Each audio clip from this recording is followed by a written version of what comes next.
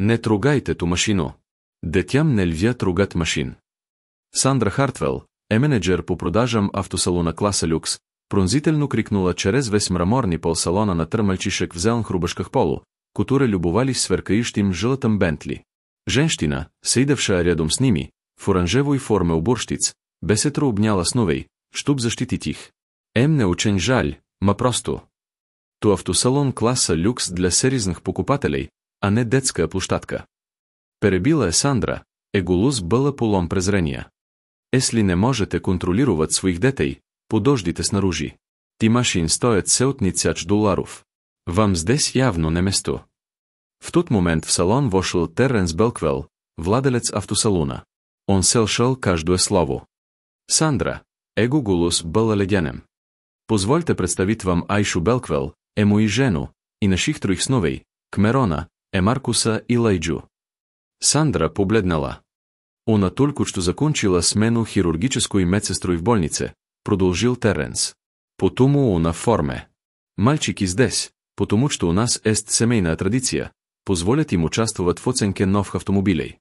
Так что, когда вкричали на мою жену и угрожали вгнате моих детей за то, что они трогали машин, которыми владеи, в ничего не защищали. Продемонстрировали не именно те предрассудки, которые пытаюсь искоренить в своей компании уже 10 лет. Последовавшая затем конфронтация вявила не просто предвзятост одного менеджера, а целую систему дискриминации, разпространную во всей многомиллионной автомобильной империи. Три мальчика в одинаков зеленых рубашках полу водили маленькими ручками по блестящему желтому кабриолету Бентли в автосалоне класса люкс, когда Сандра Хартвел, менеджер по продажам, которая 15 лет работала с эксклюзивной клиентурой состоятельных покупателей и гордилась тем, что поддерживает престижную атмосферу, отделяющую автосалон премиум-класса от общих автосалонов. Заметила их и тут же почувствовала прилив тревоги, опасаясь, что автомобиль за $200 могут повредить дети, которым явно не место в заведении, обслуживающим летних клиентов с утонченным вкусом и солидными банковскими счетами. Не трогайте ту машину. Детям нельзя трогать машин. Сандра крикнула через весь мраморный пол ставочного зала, бросаясь к троице мальчиков, которым, судя по росту и телосложению, было примерно 5, 6 и 7 лет. Их сопровождала чернокожая женщина в оранжевой форме горничной, предположительно и хемат или опекунша, но она явно не была тем типом покупателя, которого Сандра ожидала увидеть, рассматривающим роскошные автомобили, стоящие больше, чем большинство людей зарабатывают за 3 года полной занятости. Мальчики отскочили от Бентли с испуганными выражениями, которые бесетро сменились замешательством и обидой, когда они переварили гневный вговор от хорошо одетой белой женщины в фиолетовом костюме, которая надвигалась на них с выражением неодобрения, дававшим понять, что они совершили серьезный проступок, усмелившись прикоснуться к товару, явно не предназначенному для людей их социального класса или экономического положения. Не очень жаль, а Жим говорила смотреть глазами, а не руками, извинилась женщина в оранжевой форме, прижимая сновей к себе, словно защищая их жестом, который одновременно был материнским утешением и оборонительной позицией от враждебно настроенного менеджера по продажам. Мы просто рассматривали машин, покаждали кого-то, и мальчики были в восторге, потому что обожают автомобили и хотели рассмотреть их поближе. Мы не хотели создавать проблем. Почтительные извинения и объяснения, что она ждала кого-то, свидетельствовали о том, что она понимала, что присутствие в роскошном автосалоне было условным и потенциально нежелательным, несмотря на то, что автосалон формально являлся общественным пространством, где любой желающий мог смотреть вставленные автомобили, независимо от своей очевидной возможности приобрести их. Смотреть то нормально, но трогать совершенно неприемлемо, особенно когда речи об автомобилях стоимостью в $7000, которые могут быть малък поврежден отпечатками пальцев и жиром от контакта с кожей, поучала Сандра, доставая микрофибровую салфетку, что протерет краску Бентли там, где соприкасались детские руки.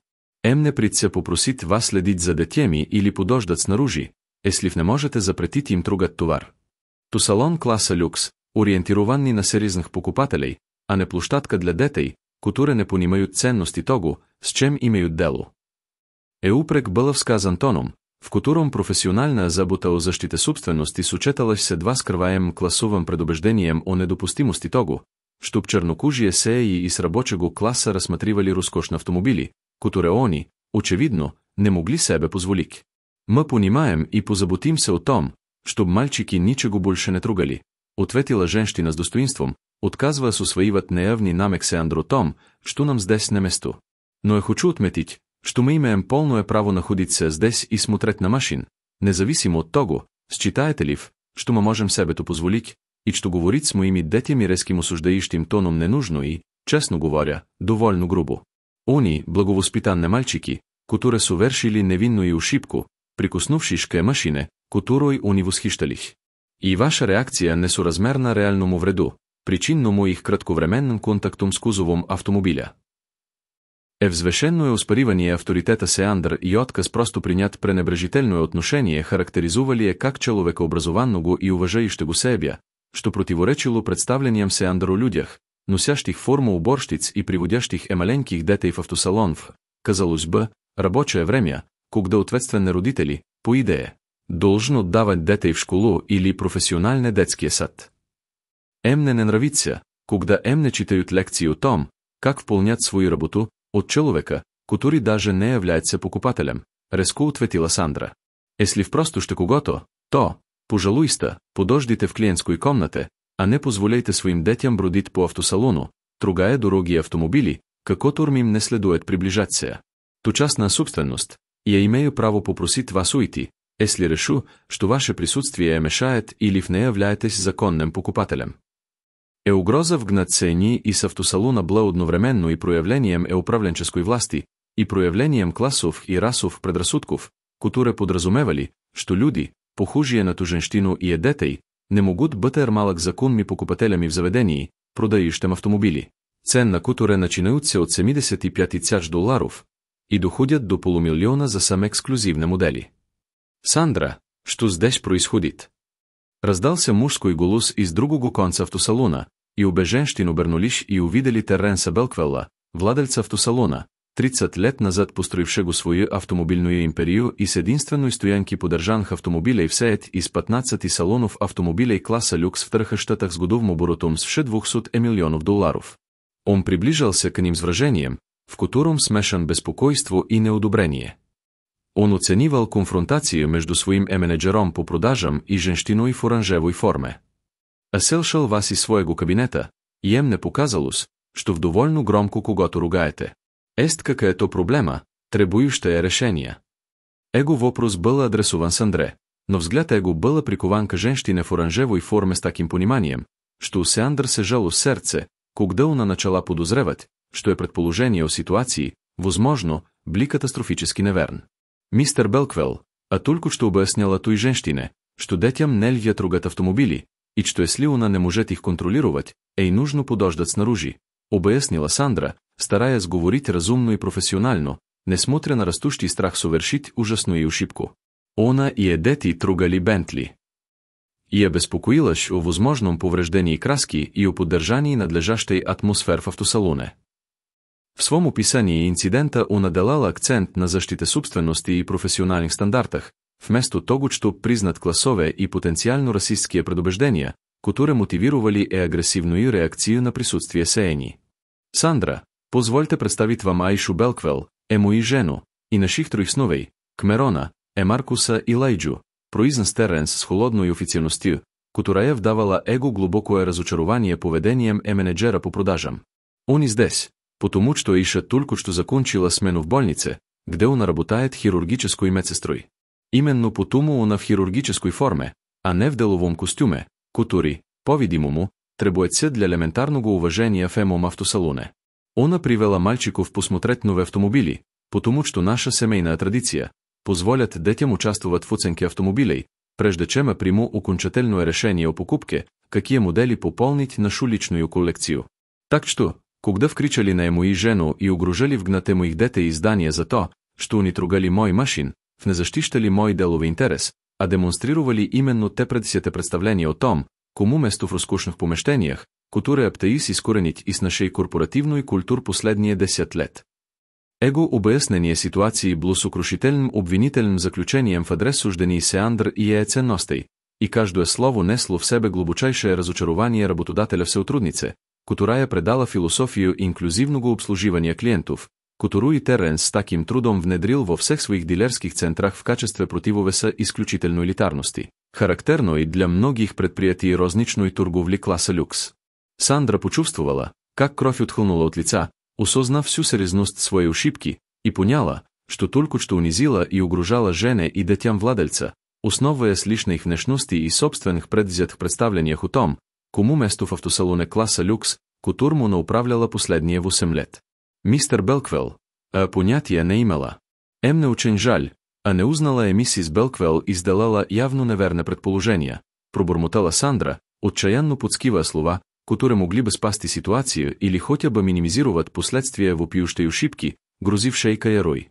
Если бы знала, кто они, конечно же, отнеслась к ним совершенно иначе.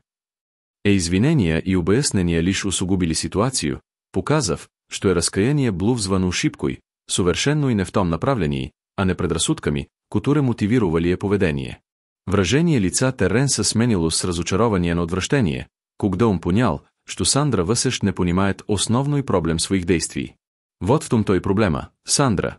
Ты извиняешься за то, что не узнала ему и жену, но тебе следует извиняться за то, что ты отнеслась к любому клиенту или посетителю с таким же неуважением и снисходительностью, как сегодня к моей семье, резко поправил Теренс.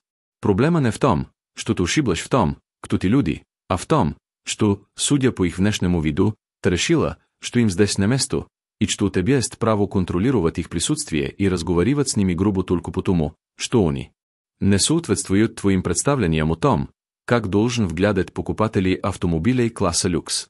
То не просто плохое обслуживание клиентов, то дискриминация по класовому и, вероятно, расовому признаку, и то абсолютно неприемлемо в любом бизнесе, которым владее.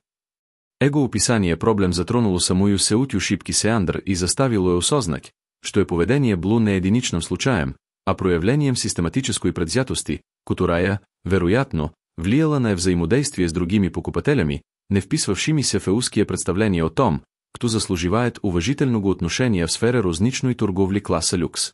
А понимая, что допустила серьезную ошибку в суждениях, и беру на себе полную ответственность за свое неподобающее поведение по отношению к миссис Белквел и вашим сновьям, снова поптала Сандра, понимая, что е работа почти наверняка укончена, независимо от того, что она сказала, но желая хотя бы признать свою ошибку таким образом, чтобы сохранить хоть какое-то достоинство. А позволил своим предположениям о типичных покупателях автомобилей класса люкс создать слепые пятна в отношении других потенциальных клиентов. И очевидно, действовал с предубеждениями, которые поставили под угрозу ему и способность относиться ко всем посетителям автосалона с должным уважением. А глубоко сожалею о боли и унижении, которые причинил вашей семье, и емнестно, что я не смог соответствовать ценностям, которые впитались внедрить в своих дилерских центрах. Более развернутые извинения, по крайней мере, признали более широкую проблему, а не просто извинения за конкретную ошибку, связанную с неуважением к семье владельца, но лицо Теренса оставалось суровым, пока он размышлял, как ответить менеджеру по продажам, которая была ценным сотрудником во многих отношениях, но только что раскрыла недостатки характера и предрассудки, делавшие неподходящей для руководящей должности в компании, стремящейся создать себе репутацию инклюзивного сервиса. Сандра, оценю, что вберете на себе ответственность и осознате более мащабную проблему, связанную с вашими предположениями и поведением, ответил Теренс. Но я не уверен, что вашей осведомленности сейчас достаточно, чтобы компенсировать ущерб, который нанесли как и моей семье, так и репутации нашей компании. Моя жена годами приходит в тот автосалон, иногда в деловой одежде после административных смен, а иногда в хирургическом халате после хирургических, и то первый случай, когда кто-то отнесся к ней с таким неуважением, как сегодня. То говорит о том, что ваши предрассудки, то скорее исключение, чем отражение более широких культурных проблем в том конкретном месте, что является хорошей новостью для автосалона, но плохой для вашей дальнейшей работы здесь. Мне нужно время, чтобы подумать о том, есть ли для вас какой-либо путь развития в той компании, но сейчас се отстраняю вас от работ без сохранения заработной плат до моего окончательного решения о вашем будущем. Пожалуйста, се уберите личne вещи и немедленно покиньте помещение. Его решение временно отстранить Сандру от работ, а не немедленно уволите, отражало как понимание того, что увольнение на месте стане резким обострением ситуации, так и его искреннюю неуверенность в том, заслуживает ли ценни сеотрудник, проработавший 8 лет, второго шанса после одного ужасного инцидента, или же поведение вявило недостатки характера. Делаище е непригодно и для дальнейшей работ, несмотря на предущий вклад. Сандра вшла из салона слезах, забрав свои вещи из офиса, а Теренс обратился к жене с глубокими извинениями и выразил обезпокоенность тем, как тот инцидент повлиял на нея и их сновей. Аиша, мне очень жаль, что ты столкнула с тем. Тебе не следовало бы се талкиваться с таким обращением где-либо, и уж точно не в моем собственном автосалоне со сторон моей сотрудниц, сказал Теренс, обнимая жену. Ты в порядке? С мальчиками вас в порядке? Он опустился на колени, чтобы проверить своих троих сновей, которые наблюдали за туйчкой широко раскрытыми глазами и растерянными лицами, пытаясь понять, почему разгневанная женщина накричала на них за то, что они прикоснулись к машине, и почему их отец так на не рассердился. В порядке. Не приходилось се талкиваться и с более серьезными ситуациями в медицинских учреждениях, где пациент или их сеяни давали расистские предположения о моей компетентности, основываясь на моей внешности, ответила Аиша с усталой стойкостью человека, научившего се справляться с расовыми предрассудками как с обденным явлением в своей профессиональной жизни. Но беспокои се за мальчиков и о том, какой урок они извлекут, видя, как с их материя обращается так. Беуто она не имеет отношения к делам их отца.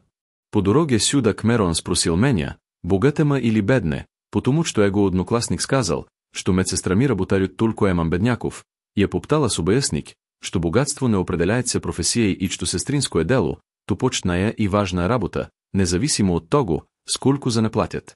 Но потом та женщина кричала на нас и говорила, что мы здесь не из-за внешности, и то лишь укрепляет классовую иерархию и расовый стереотип, который пыталась опровергнуть в разговоре с ним. Опасения по поводу последствий для их детей были вполне обоснованными, поскольку понимание мальчиками своего места в мире и чувство собственного достоинства формировались под влиянием подобных инцидентов, когда они узнавали, что их внешность и профессия материи могут порождать предположения об их ценности и правах, которые не имели никакого отношения ни к их реальным обстоятельствам, ни к достатку их сеи. Мальчики, подойдите сюда на минутку, а хочу поговорить с вами о том, что только что произошло. Теренс подозвал сновей и опустился на колени, чтобы указать се с ними на уровный глаз. Женщина, которая накричала на вас, совершила большую ошибку, решив, что вам самому и не место в том вставочном зале, основываясь на вашей одежде и на том, что она не узнала вашу маму. То предположение было ошибочным и несправедливым, и наказывают за такое обращение с вами. Но я хочу, чтобы поняли кое-что важное. Работа вашей медсестрой ценна и почна, независимо от того, носит ли она нарядную одежду или медицинский халат, и никто не имеет права относиться к вам неуважительно только потому, что делает предположение о вас по вашей внешности. Понятно? Попытка представить инцидент как поучительный момент о предрассудках и борьбе со стереотипами была уместной реакцией родителей, но вопрос мальчиков показали, какой ущерб уже был нанесен поведением Сеандр и их пробуждающимся пониманием того, что мир часто относится к людям по-разному, основываясь на произвольных характеристиках, а не на их реальной ценности или ресурсах сеяни. «Папочка, ма бедне?» Спросил пятилетний Лайджа с искренним замешательством. Женщина сказала, что мы тругаем то, чего тругать не следует, потому что мы не подходим для того места, и то заставило меня подумать, что, возможно, у нас недостаточно денег, чтобы находиться здесь, хотя у вас есть все эти машин. Интерпретация поведения Сеандр как суждение о финансовом положении сеяни, а не как проявление предвзятых убеждений, показала, как дети усвоивали представления о классе и принадлежности, даже если эти представления основывались на ложных предпосылках и ошибочных суждениях. Нет, снок. Мне бедне, нашей семье очень повезло в финансовом плане, потому что папа построил успешный бизнес, а мама сделала блестящую карьеру хирургической медсестры, терпеливо объяснил Теренс. Но даже если бы у нас не было много денег, то не означало бы, что мы не на своем месте или что люди имеют право относиться к нам неуважительно. Каждый человек заслуживает достойного и доброго отношения, независимо от того, сколько у него денег, вот что он одет или какого цвета его кожа. Женщина, которая накричала на тебя, забыла тут важный урок, и потому она больше здесь не работает.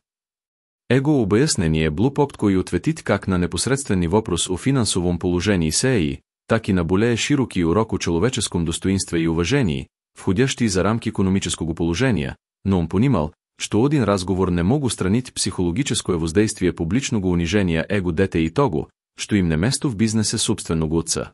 В течение последующих дней, пока Теренс боролся с решением относительно будущего трудоустройства Сеандр, он получил десятки звонков и электронных писем от других сотрудников и клиентов, которые либо стали свидетелями инцидента, либо услышали о нем из вирусного освещения в социальных сетях, которое вспыхнуло. Когда несколько посетителей автосалона опубликовали видео и описания конфронтации между менеджером по продажам и семьей владельца автосалона. Ответ явили сложни спектър мнений о том, заслуживает ли Сандра увольнение за единичный инцидент или ей следует предоставить возможность обучения и изкупления вин, что позволило бы ей продолжить карьеру, изучив при том предрассудки, мотивировавшие поведение. Мистер Белквелл, звоню, чтоб поделить се своим мнением о ситуации с Андрой, поскольку проработал с ней 6 лет, сказал Джамал Петерсон, один из старших продавцов автосалона. Хочу ясно заявить, что поступок был совершенно неправильным, и что ваше сеяние заслуживает гораздо лучшего обращения. Но также хочу, чтоб знали, что Сандра в целом была справедлива и уважительна к Эмне и другим сотрудникам с другим цветом кожи, и что я никогда не замечал, чтобы она обращалась с клиентами по-разному в зависимости от их рас или их очевидного экономического положения за сеотни случаев, свидетелем которых было затигот. А не оправдываю то, что произошло с вашей женой и сновьями, то было непростительно, несмотря на типичное поведение Сеандр. Но я хотел, чтоб знали, что тот инцидент, похоже, скорее отклонение от норм, чем закономерност, и то может иметь значение для вашего решения о будущем. Его показания о в целом недискриминационном поведении Сеандр по отношению к сотрудникам и клиентам затруднили Теренсу оценку того. Было ли отношение к его семье проявлением фундаментальных недостатков характера или же оно представляло собой единичную ошибку в суждениях, которую можно было бы исправить с помощью обучения и повышения ответственности, а не увольнения, которое положило бы конец карьеры в отрасли, где она накупила более 15 лет опыта. Другие сотрудники и клиент высказывали различные точки зрения, от требования немедленного увольнения до мольбы о пощаде и втором шансе, и Теренс был искренне неуверен, как се балансировать справедливость для своей сеяния с принципами искупления и реабилитации, в которые он верил теоретически, но которые было гораздо сложнее применить. Когда жертвами предрассудков были его собственная жена и дети, а не абстрактные трети лица. Аиша, не нужно твое мнение о том, что делать с Андрой, сказал Теренс жене во время ужина, обсуждая решение, которое ему необходимо было принять. Часет меня хочет немедленно уволить, давая понять, что дискриминация недопустима, и чтоб защитить других клиентов, с которыми могут поступить так же, если он останется на руководящей должности. Но другая часет меня понимает, что увольнение за единичный инцидент, каким бы ужасным он ни было, может быть малок несоразмерным наказанием, которое не отвечает моим декларируемым ценностям искупления и роста. Что, по-твоему, не следует делать? Его вопрос поставил Аишу в сложное положение. Ей пришлось взвесить собственную обиду и гнев против более широких ценностей, таких как прощение и второй шанс, и она тщательно обдумала ответ. «Думаю, тебе следует уволить», наконец сказала Аиша. Не потому, что я хочу отомстить или считать безнадежной личностью, а потому, что руководящая должность требует рассудительности и характера, которых, как она доказала, ей не хватает. Она не просто совершила ошибку, она продемонстрировала систематические предрассудки у класса и расы, которые, вероятно, съкратимо образом влияли на решение на протяжении всего срока полномочий, даже если эти предубеждения не были столь очевидны, как в том инциденте. И, что есть важное, она извинилась за то, что не узнала меня, а не за то, что так обращалась с каждым клиентом, что показывает, что она высош не до конца понимает проблему. Пока она не проведет более глубокий анализ своих предположений и предубеждений, она не должна занимать руководящую должность, где предрассудки могут навредить другим людям, которые не будут защищены как член семьи владельца. Рекомендация была твърдо направлена на увольнение, поскольку, по ее мнению, неудача Сеандр была не единичным случаем, а симптомом более серьезных проблем характера, которые сделали ее непригодной для руководства, независимо от того. Удастся ли реабилитировать с помощью обучения и самоанализа? Теренс сочел довод убедительный, хоть он склонялся к отстранению от должности и обязательному прохождению курса по борьбе с предъятостью в качестве альтернатив увольнению. Вправ, первоначальные извинения были сосредоточен на чем-то неправильном, что говорит о том, что проблема глубже, Чем просто неуважение към вам лично, съгласил се Теренс. Но меня безпокоит сама мисль том, щоб положить конец чейто кариере из-за единичного инцидента, не дав ему възможности продемонстрировать подлинный рост и изменить своё поведение. Что, если уволюя с руководящей должности, но предложуя и възможност продължить работу в качестве торгового представителя со значителным съкращением зарплат и требованием пройти углубленное обучение по борьбе с предвидимостью и работать под строгим контролем в течение изпитателного срока? То привлечете к ответственности и дасте и шанс доказать свои способност менять се. Его контрпредложение бло попт и найти баланс между ответственностью и възможностью изкупления вин, но в ответе Аиши усомнились в том, что такой подход адекватно учитывает причинный вред и то, насколько серьезно компания относится к дискриминации, которую он пошел другим сотрудникам и клиентам. А понимаю ваше желание дать ей второй шанс, но меня беспокоит, что съохранение в любой должности посылает сигнал о том, что дискриминация простительна, если в остальном в хорошим сотрудником, и что жертв предрассудков должен довольствовать се частичной ответственностью, а не всеобъемлющими последствиями, возразила Аиша. Реальность такова, что чернокожие женщины сталкиваются с предположениями о нашей компетентности и принадлежности, куда бы мы ни пошли.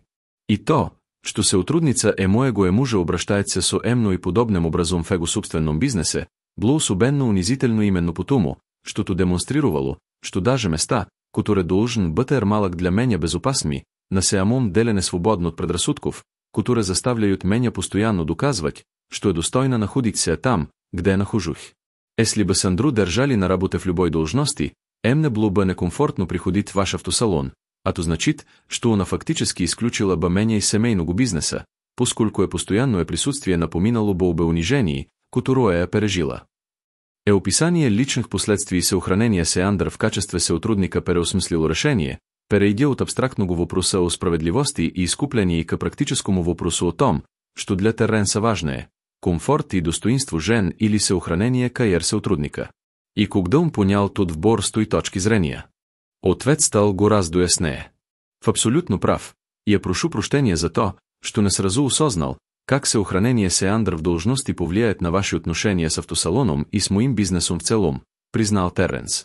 А увольняю немедленно сходным пособием, достаточно щедрым, чтоб поддержате в период адаптации к новой работе, но при том четко показвающим, что дискриминация имеет реальные последствия, независимо от предыдущих хороших результатов или долгого стажа.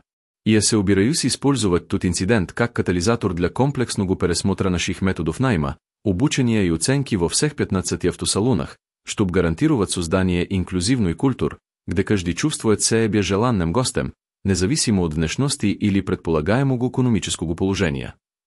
Его решение уволить Сандру и использовать инцидент как возможность для более широких организационных изменений продемонстрировало приверженность решению системных проблем, а не просто наказание отдельных недобросовестных сотрудников, и Аиша оценила как его готовность поставить благополучие на первое место, так и его признание того, что отдельный инцидент вявил более общия культурный проблем, требующие внимания, входящие за рамки единичного увольнения. Господин Белквел, а хотел бы проинформировать вас о результатах оценки культурной сред и инициатив по обучению, которые мы реализовали после инцидента с Андрой, сообщил консультант по вопросам многообразия, которого Теренс нанял для оценки и улучшения практик в своей дилерской сети. Мы провели конфиденциальное интервью с более чем 300 сотрудниками и клиентами во всех 15 филиалах и вявили несколько моделей дискриминационных предубеждений и поведения, которые создавали враждебную атмосферу для клиентов и сотрудников из маргинализированных групп. Хорошая новост заключается в том, что проблем не был распространен повсеместно. В большинстве ваших дилерских центров царила достаточно инклюзивная культура. Однако мы обнаружили 4 филиала, где руководство неосознанно, а иногда и съзнательно отсеивало клиентов, которые не соответствовали их профилю типичных покупателей автомобилей класса люкс, и где сотрудники с небелым цветом кожи сообщали о микроагрессии и заниженных ожиданиях со сторон руководителей, которые считали их менее способными, чем были коллеги. Мы внедрили обязательное обучение по борьбе с предвидимостью для всего руководящего состава и пересмотрели ваши протоколы обслуживания клиентов, чтобы подчеркнуть необходимость уважительного отношения ко всем, независимо от их внешности. Мы также создали анонимный систем сообщений, где сотрудники и клиент могут сообщать о случаях дискриминации, не опасаясь ответных действий. Отчет консультанта потвердил подозрение Теренса о том, што поведение се Андр блу симптомом более широких проблем, а не единичным инцидентом, и обосновал его решение использовать конфронтацию в качестве катализатора для систематических изменений, а не рассматриват те как разову проблему, которую можно решить путем однократного увольнения. Што случилось с Андрой после того, как она ушла из компании? Спросила Аиша во время разговора об организационных изменениях. Знаи, то звучит странно, учитывая поступок, но задаюсь вопросом, повлияла ли потеря карьерна самоанализ или рост, или же она просто злится и обижается на пережитые последствия. Вопрос отражал всю сложность чувств к женщине, унизившей Сени. Аиша была рада, что Сандра больше не может относиться к другим клиентам с таким же предубеждением, но притом се охраняла некоторую обеспокоенность благополучием Сеандр и потенциалом для роста, входящую за рамки простого желания быть малък наказанной. А действительно получил ответ примерно через 3 месяца после увольнения, рассказал Теренс. Она прислала мне письмо с извинениями и пояснениями, что потеря работ заставила се толкнуться с предубеждениями, которые она носила с собой на протяжении всей карьеры, не осознавая, как они влияли на отношение к окружающим. Она сказала, что работала с психотерапевтом, специализирующимся на вопросах расовой справедливости, и пришла к пониманию, что поведение по отношению к вамблу не единичной ошибкой, а проявлением системных предрассудков у класса и расы, усвоенных из воспитания и культур розничной торговли предметами роскоши, где богатство и белая раса часто рассматривались как критерии заслуженности уважения. Она не просила вернуть ей работу, она признала, что ему соужен, но хотела, чтобы знал, что последствия привели к искреннему размышлению и личностному росту, которые, как она надеялась, сделают лучше, даже если то не сможет исправить причинный ущерб. И сего краткого изложения писема Сеандр следует, что увольнение действительно побудило к самоанализу и трансформации, которых временное отстранение, вероятно, не достигло бы, что подтвердило решение о применении серьезных мер наказания вместо минимальной ответственности.